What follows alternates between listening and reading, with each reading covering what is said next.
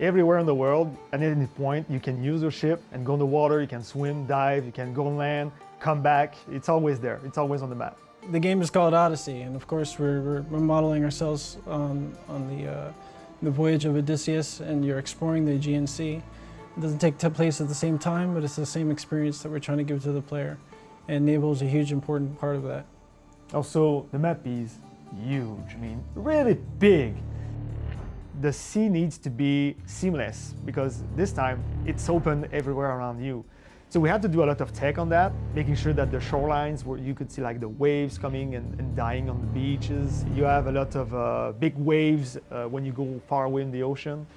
We also make sure that you see all those kind of fishes and stuff like that you can see from your ship and when you're swimming. The naval combat in Odyssey is something more fast-paced, more close range. It's more intense than ever. The fact that we have people shooting javelins and arrows make us put the ship closer together so you can see the action. What we discovered in the end was that mobility was a key factor of making a fun experience for the player. So in fact, the boat has a very high acceleration. You're able to turn really fast, you're able to move really fast. You may see a boat about to ram you, and then like within a couple seconds you can sort of dodge out of the way because of the mobility of the ship. Some ships were shooting fire ammunition to burn the other ship.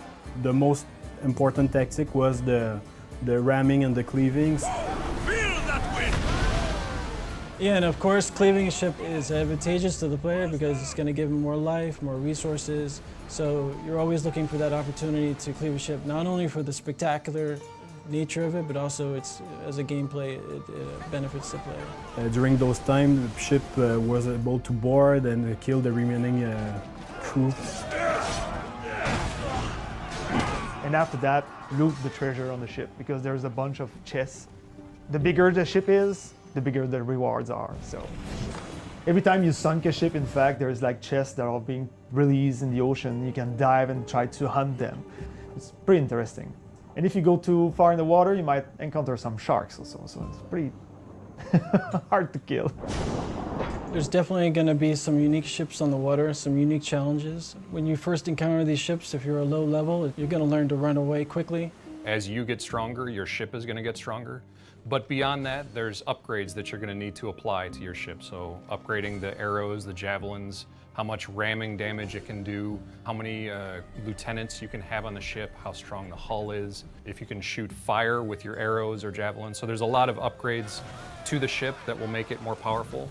Well, mercenaries will come after you on sea, and it's a cool moment because they have awesome looking ships, they have unique figureheads, unique masts.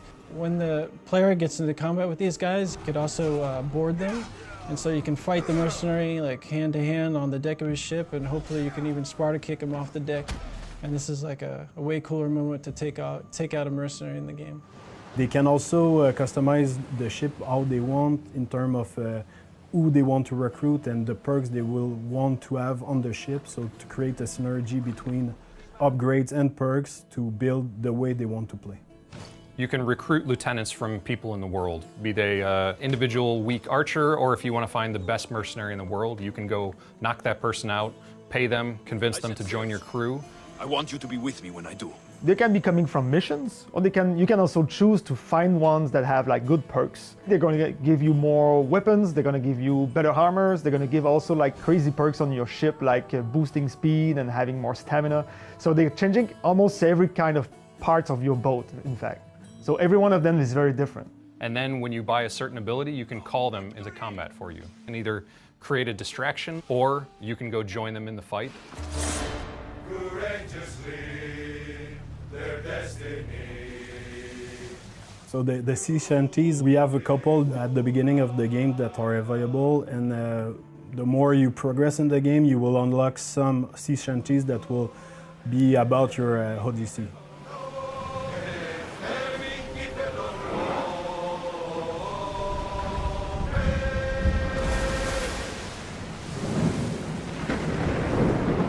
Tune in to watch next week's episode, Ancient Greece, Friday at 2 p.m.